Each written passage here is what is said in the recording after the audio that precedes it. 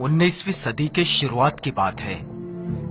भारत के अछूत जातियों में से एक जाति महार, जिसके खिलाफ पेशवाओं ने मार्शल लॉ लगाया था कि इनके कमर में झाड़ू और गले में मटका बांध दिया जाए। दरअसल ये अशोक काल में हुई ब्राह्मणों की निर्भत्सना का नागवंशियों के खिलाफ प्रतिशोध था। वैसे तो महार जाति अपनी वीरता के लिए प्रसिद्ध थी, लेकिन जब संसाधन ही छीन लिए जाते हैं तो कोई भी विकलांग हो सकता है।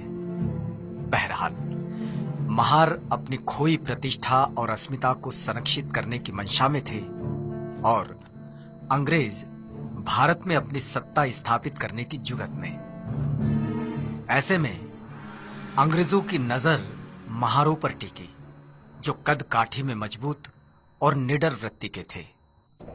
अंग्रेजों ने ब्रिटिश भारत की सेना में महारों के लिए दरवाजे खोल दिए और उन्हें फौजी शिक्षा भी दी। अंग्रेजों को पेशवाओं की सल्तनत खत्म कर वहां ब्रिटिश राज कायम करना था।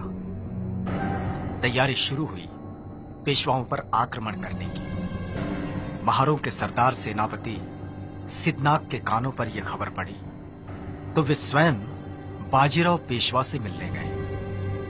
पेशवा बाजीराव से सिद्धनाग ने कहा, अंग्रेजों की तरफ से लड़ने की हम अछूतों की कोई इच्छा नहीं और यह हमें पसंद भी नहीं। यदि हम तुम्हारी ओर से लड़कर अंग्रेजों को यहां से भगा दें और यदि हम ऐसा कर लें तो तुम्हारे राज्य में, तुम्हारी सेना में हमारा स्थान क्या होगा।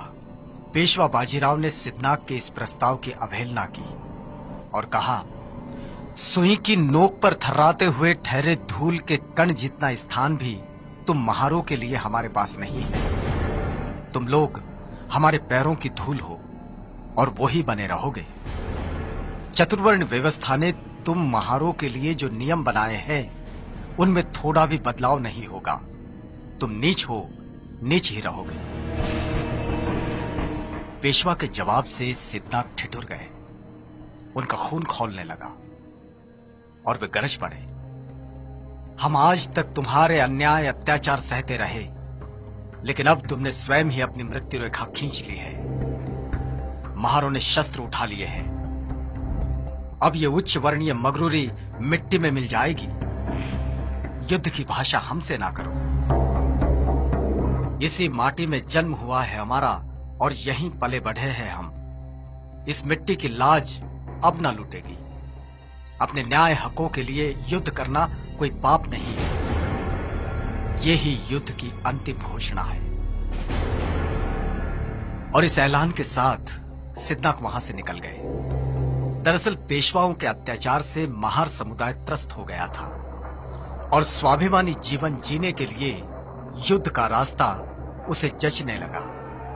अब ब्रिटिश आर्मी का वो हिस्सा थे और पेशवा के आह्वान से चिंगारी और भड़की। जैसे बाबा साहब डॉक्टर अम्बेडकर कहते हैं, जहां सहन शक्ति खत्म हो जाती है वहीं क्रांति का जन्म होता है।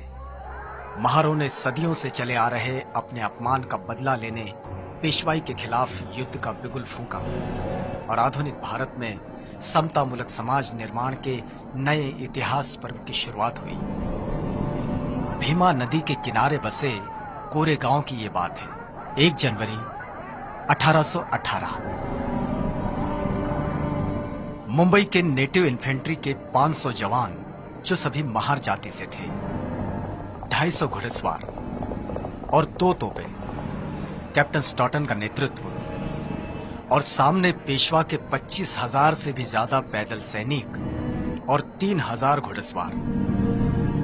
इनका सामना होने से पहले कैप्टन स्टॉटन 25 मील पैदल चलकर 1 जनवरी 1818 की सुबह कोरेगांव पहुंचे थे। जवान थके हुए थे और युद्ध शुरू हुआ। महार सेना का नेतृत्व रत्नाक, जतनाक और भीकनाक कर रहे थे। एक दिन एक रात ये युद्ध चला और देखते ही देखते पेशवा के 25,000 सैनिकों का धुआं उठ गया। 500 महार सैनिकों के सामने पेशवा की विशाल सेना पौनी साबित हुई। इसमें अंग्रेजी सेना के 276 लोग गिरे। लड़ाई के धरातल पर महारों का सामर्थ्य किस स्तर का है, ये बात पूरी दुनिया ने देखी और इतिहास इस घटना से गौरवान्वित हुआ। युद्ध में वीर गति को प्राप्त हुए सैनिकों की शौर्य गाथा दुनिया के इतिहास में अमर हुई, जो भीमा कोरेगांव के इस 75 फीट ऊंचे विजय स्तंभ पर दर्ज है। इस क्रांति स्तंभ, विजय स्तंभ को सैल्यूट करने बाबा साहब डॉक्टर अम्बेडकर हर साल 1 जनवरी को यहां जरूर आते थे।